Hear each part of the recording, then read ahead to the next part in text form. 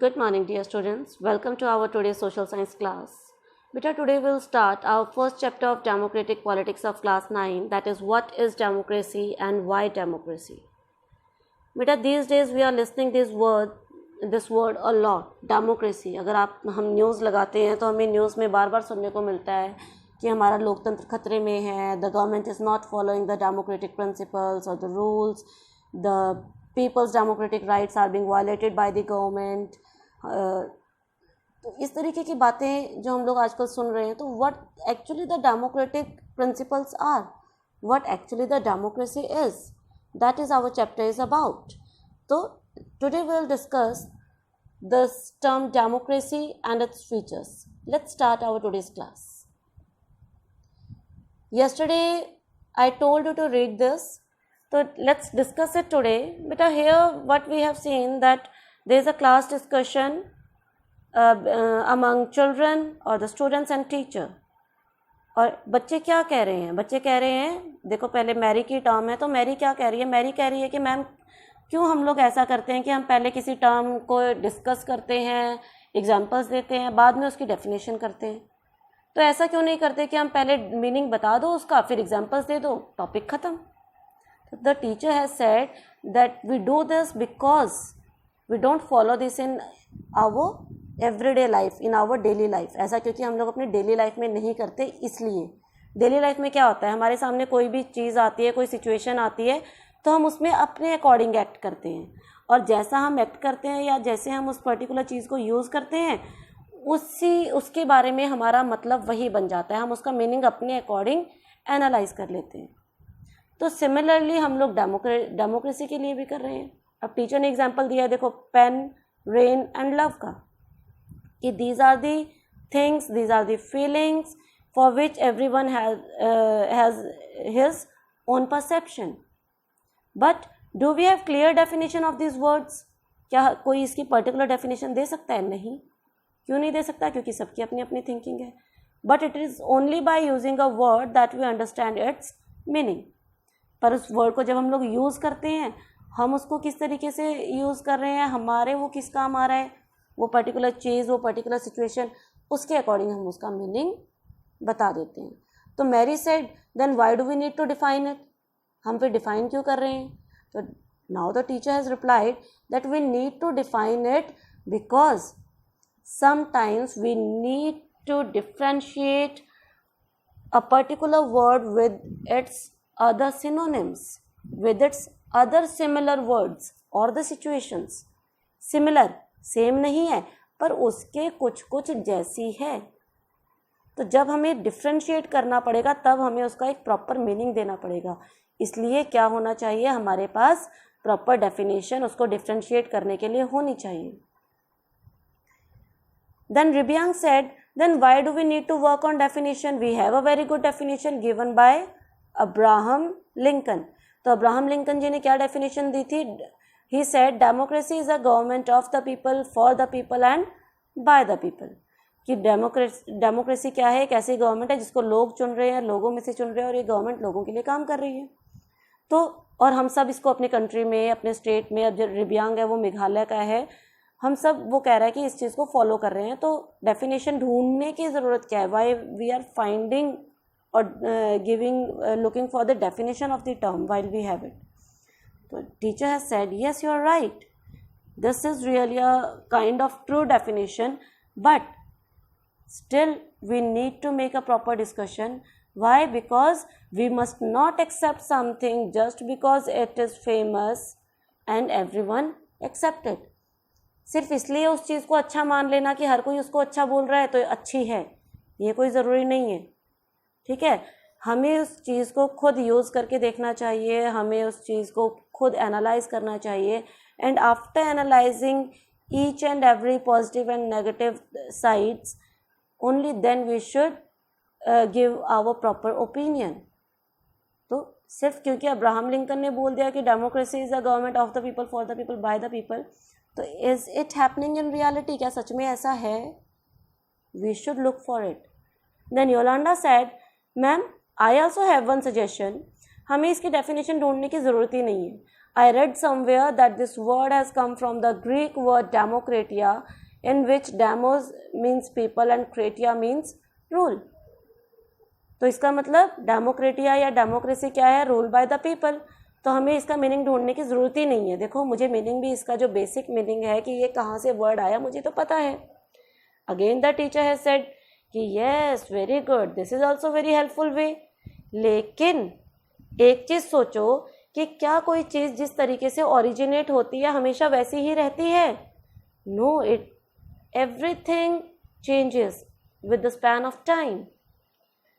आप अपने से एग्जाम्पल ले लो. आप छोटे से थे, अब आप कितने बड़े हो गए हो. आपकी थिंकिंग जब आप बच्चे थे किसी और तरीके से सोचते थे, अब आप बड़े हो गए तो आपकी थिंकिंग भी चेंज हो गई है. आप चीज़ों को ज़्यादा बेटर वे में एनालाइज कर सकते हो, सिचुएशंस को ज़्यादा बेटर वे में हैंडल कर सकते हो, राइट. चैलेंजेस फेस कर सकते हो और ज़्यादा मे बी एक बेटर वे में.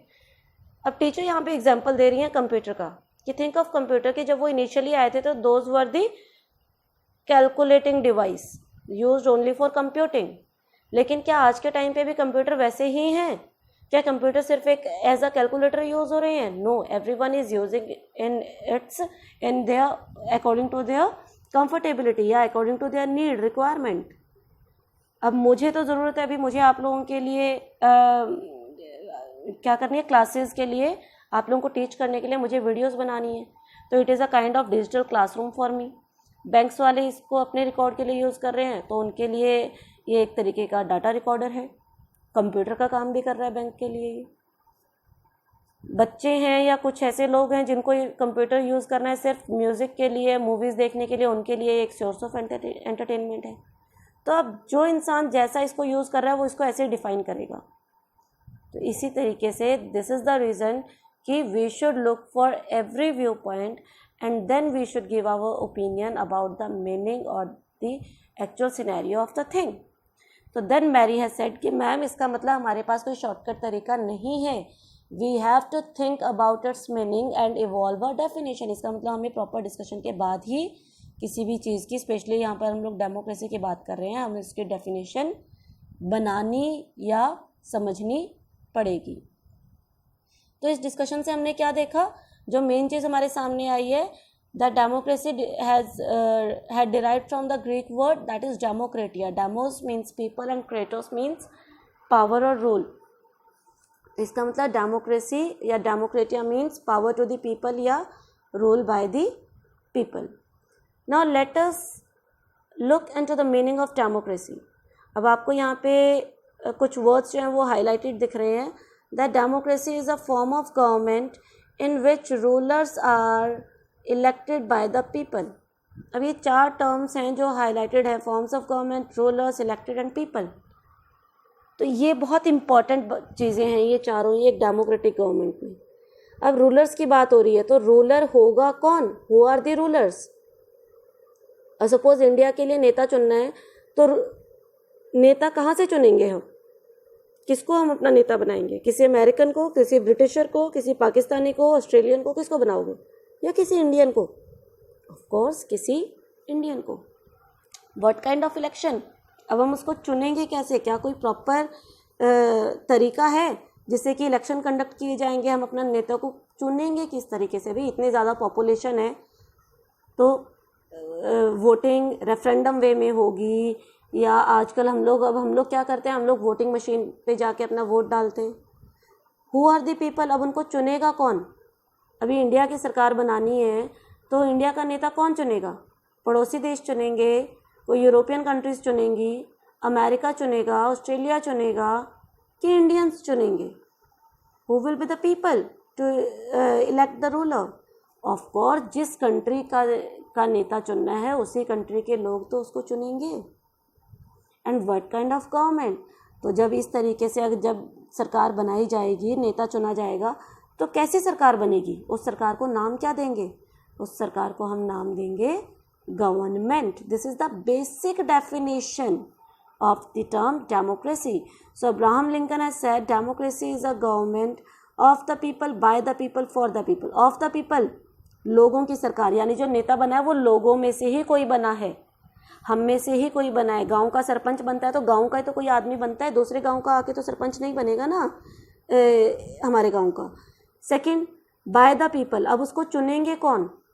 अब इलेक्शन हो गया, इलेक्शन करवा रहे हैं, कुछ कैंडिडेट्स हमारे सामने खड़े हैं, तो उनको चुनेगा कौन? लोग चुनेंगे, यानी उसी पर्टिकुलर कंट्री, सिटी या विलेज के लोग ही इलेक्शन में वोट डालने जाएंगे, अपने नेता को चुनने जाएंगे।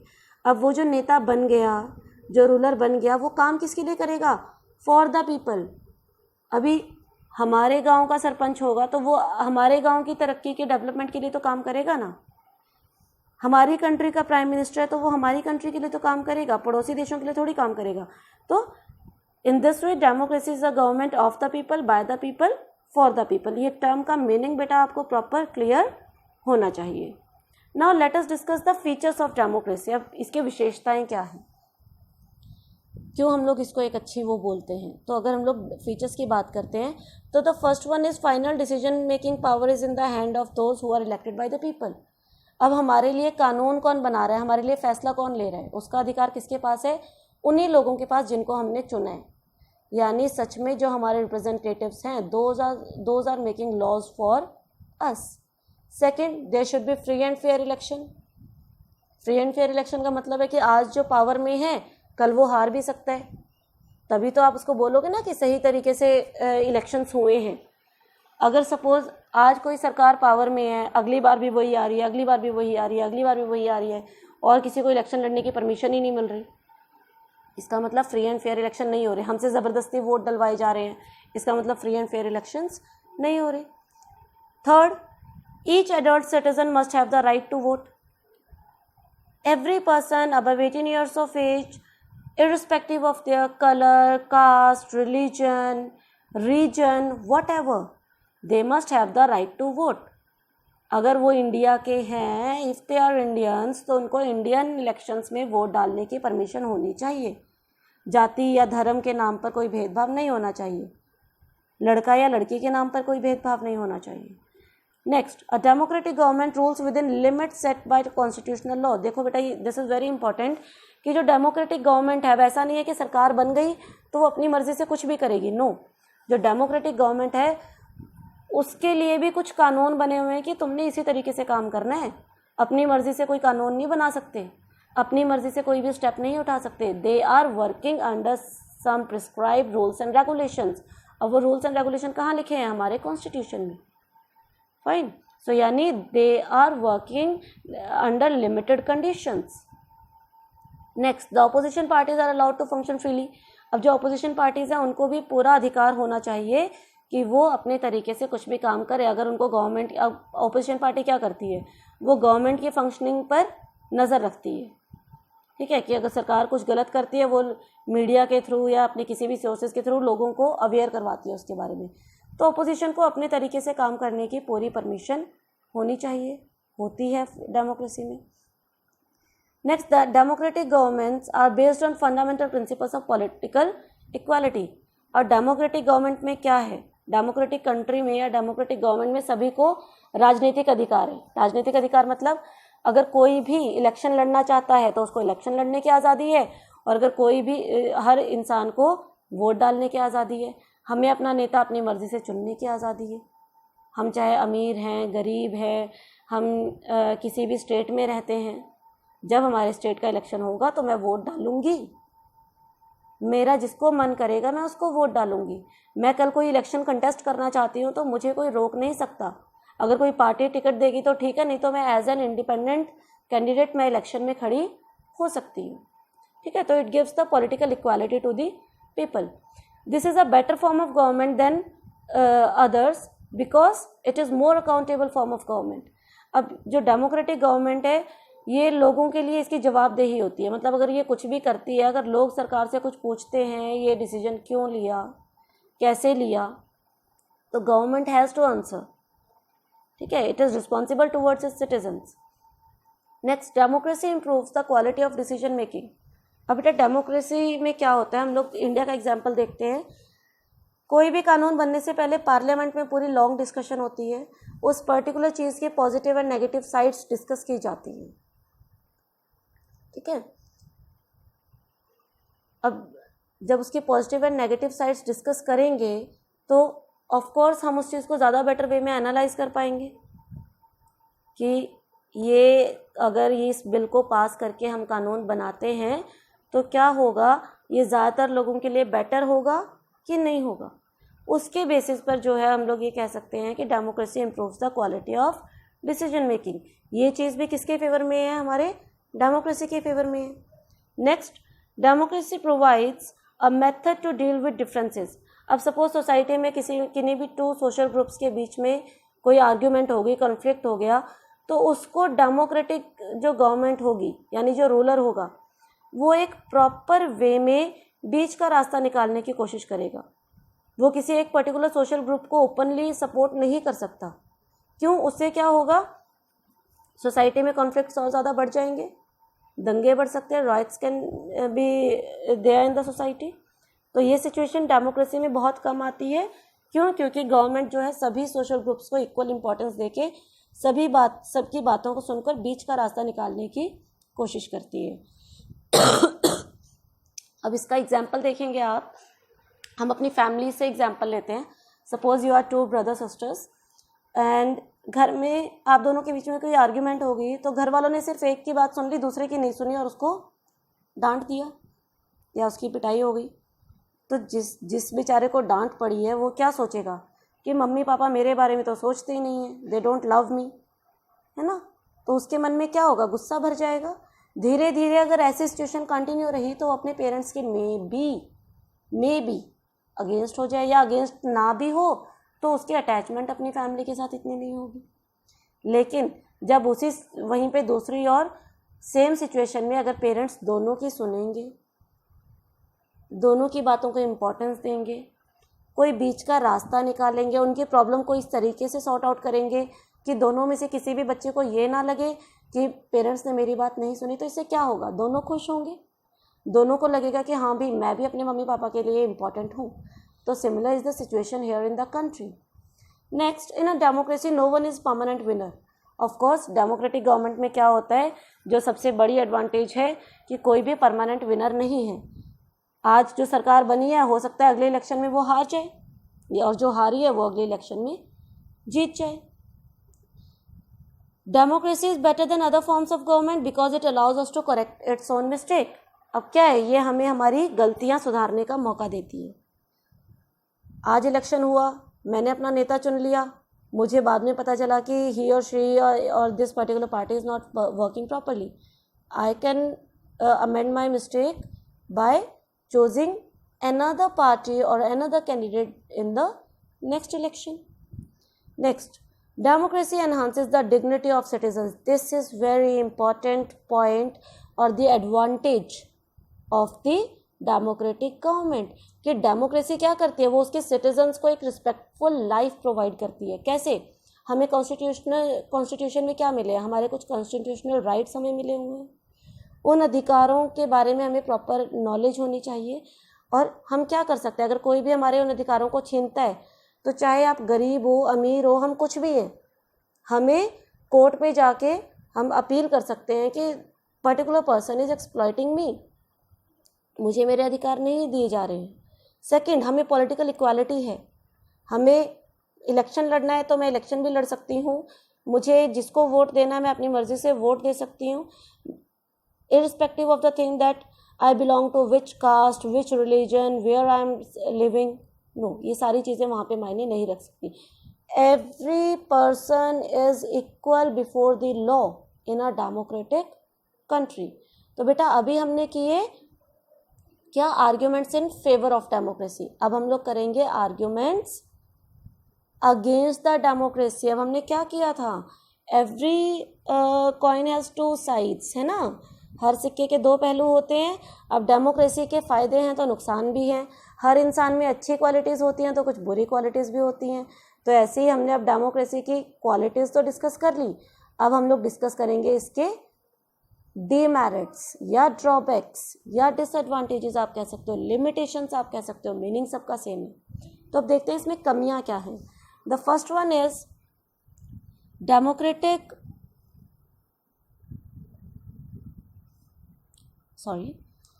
The first one is leaders keep changing in a democracy. Democracy में क्या है, जो लीडर्स हैं वो बार बार बदलते रहते हैं। क्यों? इलेक्शन हुआ, आज सरकार किसी और पार्टी की है, अगली बार किसी और पार्टी की होगी, तो इससे क्या होता है, इससे पॉलिटिकल इंस्टेबिलिटी होती है। Second, democracy is all about political competition and power play, कि आजकल डेमोक्रेसी में से मोरालिटी जो है वो ख़त्म होती जा रही है and it has just become a power game. मुझे पावर चाहिए, सरकार बनाने का मतलब है पावर में आना, और लोग अब नेता क्या कर रहे हैं, उनका जो मेन मोटिव हो गया है कि पावर में आना है, अपनी पावर्स बढ़ानी है, मनी बनाना है, that's it. Elected leaders do not know the best interest of the people, it leads to bad decision. अब ज़्यादातर क्या हो गया, अब इतनी बड़ी हमारी कंट्री है, हमने अपने नेता तो चुन लिए, पर क्या हमने जिनको वोट डाला है हम उनको पर्सनली जानते हैं? क्या वो हमें पर्सनली जानते हैं? क्या हम अपने चुने हुए नेताओं के डायरेक्ट कांटेक्ट में हैं? वो जो पार्लियामेंट में बैठ के हमारे लिए डिसीजन ले रहे हैं, क्या वो सच में हमारी बेसिक जो प्रॉब्लम्स हैं उनसे अवेयर हैं? नो, बहुत बार ऐसी चीज़ें नहीं होती, और जब गवर्नमेंट फिर कोई फैसला लेती है तो वो कई बार हमारे अगेंस्ट हो जाता है। एग्जाम्पल हम लोग ले सकते हैं, अभी किसान आंदोलन बेटा पीछे इतना चला था, आज भी जो है किसान दिल्ली बॉर्डर पर बैठे हुए हैं। तो गवर्नमेंट ने वो डिसीजन लिया, दे थॉट कि it will be good for farmers, लेकिन फार्मर्स जो है उससे खुश नहीं है, तो it is a bad decision for them.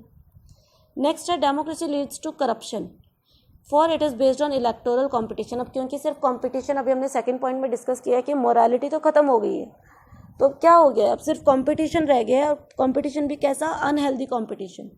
उसके कारण करप्शन बढ़ गई है, यानी पावर में आने के लिए जो पॉलिटिकल पार्टीज़ हैं, जो लीडर्स हैं, वो कुछ भी करने के लिए तैयार हैं, बाय हुक और by crook they just want to win the election. Next, ordinary people don't know what is good for them. अब जो आम आदमी है उस बेचारे को पता ही नहीं है कि वो उसको वोट डाल रहा है तो वो सच में है कैसा आदमी। मेरे को किसी ने आके बोला भी उसको वोट डालना है, ठीक है जी, मेरे को अपने नेता के बारे में कोई इन्फॉर्मेशन नहीं है, वो अच्छा है, वो बुरा है, ये पॉलिटिकल पार्टी कैसी है, बहुत सारे लोगों को तो इसके बारे में नॉलेज ही नहीं होती, और they are not aware that what is good for them, what they should do, whom they should choose. तो इस तरीके की प्रॉब्लम्स जो है वो किस में आती हैं, हमें डेमोक्रेसी में फेस करनी पड़ती हैं। ओके, तो now will discuss the distinguish between democratic and non-democratic government on the basis of our discussion. Non democratic government की बेटा अगर मैं बात करती हूँ तो नॉन डेमोक्रेटिक गवर्नमेंट जो है वो बहुत तरह की होती है। For example, it could be dictator, it could be monarchy, it could be military government. ठीक है, डिक्टेटरशिप हो सकती है, मिलिट्री गवर्नमेंट हो सकती है, मोनार्की हो सकती है। तो ये सभी फॉर्म्स किस में आएंगे, हमारी नॉन डेमोक्रेटिक गवर्नमेंट में। Now let us discuss the difference between the two. The first one is democracy is the best form of government as the rulers are accountable. हमने किया था कि डेमोक्रेटिक गवर्नमेंट में क्या है, सरकार लोगों के प्रति जवाबदेह है और it is their responsibility to fulfil the requirements of the people. लोगों के लिए वेलफेयर के काम करना किसकी ड्यूटी बनती है, सरकार की, गवर्नमेंट की। लेकिन नॉन डेमोक्रेटिक गवर्नमेंट में ऐसा नहीं है, they don't think for their people, their requirements, and they are not accountable to the people. उनको लोगों से कोई मतलब नहीं है। Second, in a democratic government people elect their rulers and have right in decision making. लोग अपने नेता खुद चुनते हैं और कहीं ना कहीं वो नेता ही हमारे लिए डिसीजन ले रहे हैं। इसका मतलब डायरेक्टली और indirectly we are taking part in the decision making. लेकिन नॉन डेमोक्रेटिक में क्योंकि लोग अपना नेता खुद चुन ही नहीं रहे या फोर्सफुली चुन रहे हैं, तो इसका मतलब कि डिसीजन मेकिंग में वो कोई भी रोल प्ले नहीं करते। Next, the parliament is a separate body and has no interference of the army. Parliament क्या है, संसद, और उसमें जो है हमारे रिप्रेजेंटेटिव बैठ के हमारे लिए कानून बना रहे हैं। तो डेमोक्रेटिक गवर्नमेंट में पार्लियामेंट में जो भी काम हो रहा है उसकी प्रोसेसिंग में मिलिट्री, डिफेंस या आर्मी की कोई भी इंटरफेरेंस नहीं होती। लेकिन नॉन डेमोक्रेटिक गवर्नमेंट में आर्मी और द किंग में इंटरफेयर, वो उन चीज़ों को इफेक्ट करता है। आर्मी चीफ जो है जाके, अब सपोज मिलिट्री गवर्नमेंट है तो मिलिट्री गवर्नमेंट में क्या होगा, जो भी आर्मी चीफ होगा वो पार्लियामेंट की या तो प्रोसेसिंग अच्छे से होने नहीं देगा या वो बीच में अपनी इंटरफेरेंस करेगा और उसकी बात को सुना भी जाएगा। Next, Any citizen can aspire to contest election for any post irrespective of his caste, religion and educational background, which means the right of vote is available to all citizens. कि कोई भी इंसान जो है इलेक्शन में खड़ा भी हो सकता है और इलेक्शन में वोट डाल भी सकता है, but this thing is not happening in non democratic government. Then next is democracy is based on consultation, and in democratic government people enjoy their right of discussion. अब लोगों से उनके ओपिनियन लिए जाते हैं, मीडिया के थ्रू लिए जा रहे हैं, तो इन एनी डायरेक्ट और indirect way people were being involve in the decision making. ठीक है, लोगों की राय पूछी जाती है. लेकिन नॉन डेमोक्रेटिक गवर्नमेंट में ruler does not think about the people, about their wishes. Then democratic government there are free and fair election. लोग अपनी मर्जी से अपना नेता चुन रहे हैं, उनके साथ कोई फोर्सफुल एक्ट नहीं हो रहा. ठीक है, ज़बरदस्ती उनसे वोट नहीं डलवाया जा रहा. कोई भी इलेक्शन में खड़ा है, हम जिसको चाहें उसको वोट डाल सकते हैं. लेकिन इन बेटा sorry there is a mistake, it is written here democratic, this is non democratic. So in a non democratic government elections are either not held, and if held they are not fair. या तो election हो ही नहीं रहे हैं, और हो रहे हैं तो वो प्रॉपर डेमोक्रेटिक वे में नहीं हो रहे. अभी इसके एग्जाम्पल्स हम लोग आगे करेंगे, कुछ केस स्टडीज़ हम लोग करेंगे. मैं आपको कुछ एग्जाम्पल दे देती हूँ फिर भी. अब सपोज ये हर बार इलेक्शन में एक ही पार्टी खड़ी हो रही है. ठीक है, तो क्या आप लोगों के पास चॉइस है? नहीं है. वही पार्टी है, उसी को वोट देना पड़ेगा. या फिर इलेक्शन में आपको खड़े होने की परमिशन नहीं है, आप इलेक्शन में खड़ा होना चाहते हो, आपको परमिशन नहीं है, तो क्या आप उसको फ्री एंड फेयर इलेक्शन बोलोगे? नहीं बोलेंगे. या बहुत सारी पार्टीज है लेकिन आपसे ज़बरदस्ती वोट डलवाया जा रहा है कि भी तुमने आके इसी को डालना है, आपके नाम का वोट कोई और डाल रहा है, तो क्या आप उसको फ्री एंड फेयर बोलोगे? नहीं बोलेंगे. तो इन अ नॉन डेमोक्रेटिक गवर्नमेंट या तो इलेक्शन हो ही नहीं रहे हैं, हो रहे हैं तो वो प्रॉपर तरीके से नहीं हो रहे. Next, there is a freedom of expression and people enjoy their fundamental rights. अब डेमोक्रेटिक गवर्नमेंट में क्या है? People enjoy their fundamental rights which are given to them by the constitution. उनको कुछ अधिकार मिले हैं, वो अपने अधिकारों का पूरे तरीके से प्रयोग कर सकते हैं. लेकिन नॉन डेमोक्रेटिक गवर्नमेंट में लोगों के ऊपर बाउंडेशंस होती हैं, वो फ्रीली वे में कोई भी काम नहीं कर सकते. They don't have any fundamental rights. उनको अपने रूलर के अकॉर्डिंग करना पड़ेगा, जो कुछ भी करना पड़ेगा. तो these were the differences between the democratic and non democratic government. अब अगर हम लोग एग्जाम्पल्स की बात करते हैं तो one of the best example of democratic government is India, and non-democratic government we have the example of Saudi Arabia and Zimbabwe. ये कैसे हैं सऊदी अरेबिया एंड जिम्बाब्वे, यहाँ पे क्या सिचुएशन है वो हम लोग आगे नेक्स्ट वीडियोस में करेंगे. तो बेटा here our topic is finished. Today we have discussed the features, arguments in favor and against, and the difference or the comparison of the two governments, that is democratic and non-democratic. I hope the topic is clear to you all. We'll continue our chapter in the next class. Till then, take care and have a great day.